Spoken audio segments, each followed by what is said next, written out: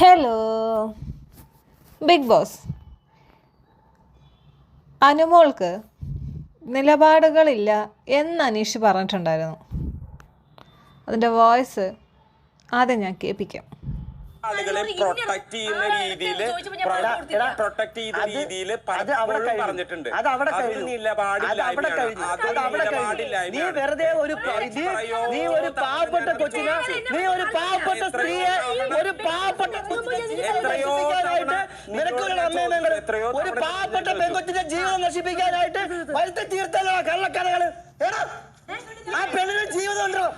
ആ പെണ്ണിന് ജീവിതം ഉണ്ടോ? പുറത്തിറങ്ങുമ്പോ നിനക്ക് എന്തും പറയാൻ അധികാരം ബിഗ് ബോസ് എന്നല്ല ലോകത്ത് ആരും തന്നിട്ടില്ല. ഇത് പറയും, ഇത് പറഞ്ഞിരിക്കും. കേരളത്തെ പ്രായപൂർത്തിയായ കേരളത്തെ എല്ലാ ചെറുപ്പക്കാരികളെ കുറിച്ചാണ് നീ അപമാനിക്കുക.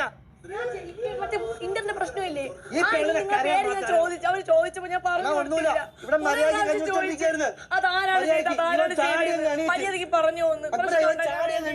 ഞങ്ങളിവിടെ കഞ്ഞുടിച്ചോണ്ടിരിക്കുന്നു. ചാടിയും കണ്ടി ഈ പെങ്കൊച്ചെടുത്ത് മുഖത്തേക്ക് പറയോ നിനക്ക് നിലപാടില്ലാത്തവളാണ്, മറ്റതാണ് മറിച്ചതാണ്. ഈ പെങ്കൊച്ചിനോട് ജീവിതമുള്ളതല്ലേ?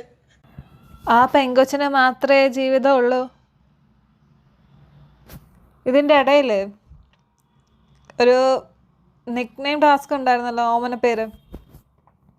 ആ സമയത്ത് ഈ രേണുവിനെ സെപ്റ്റി ടാങ്ക് എന്ന് വിളിച്ചപ്പോൾ നിങ്ങളുടെ ഒക്കെ ഈ ജീവിതത്തിനെ കുറിച്ചുള്ള ചിന്ത എവിടെയായിരുന്നു?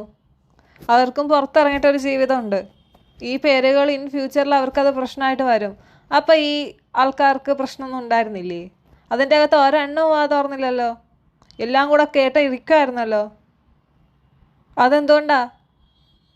ഓരോരുത്തർക്കും ഓരോ നിയമമാണ് അതിൻ്റെ അകത്ത്. സപ്പോർട്ട് ചെയ്ത് നിൽക്കുകയാണെങ്കിൽ എല്ലാവരെയും സപ്പോർട്ട് ചെയ്ത് നിൽക്കണം. അനുമോൾക്ക് നിലപാടില്ല എന്ന് മാത്രമേ പറഞ്ഞിട്ടുള്ളൂ. അത് അവൾ ഏതെങ്കിലും കാര്യങ്ങൾ പറഞ്ഞാൽ അത് വീണ്ടും മാറ്റി പറയുന്നതുകൊണ്ടായിരിക്കും. അങ്ങനെയാണെങ്കിൽ അനീഷിൻ്റെ നിലപാടില്ലല്ലോ. അനീഷ് ഇപ്പോൾ പറഞ്ഞ കാര്യമല്ല കുറച്ച് കഴിയുമ്പോൾ പറയുന്ന കാര്യം, അതും മാറ്റി മാറ്റി പറഞ്ഞുകൊണ്ടിരിക്കുകയാണ്.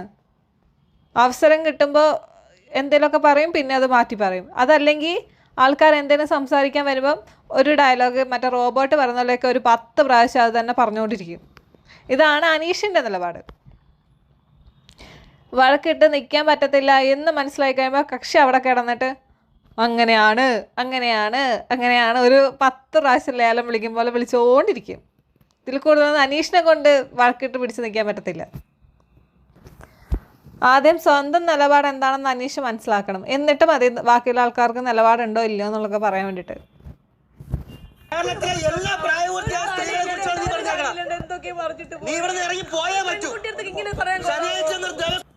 അപ്പം രേണു പെൺകുട്ടി അല്ലായിരുന്നോ? അവരുടെ അടുത്ത് പോയിട്ട് സെപ്റ്റി ടാങ്ക് എന്ന് പറയുമ്പം ആർക്കും അത് പ്രശ്നം തോന്നിയില്ലേ?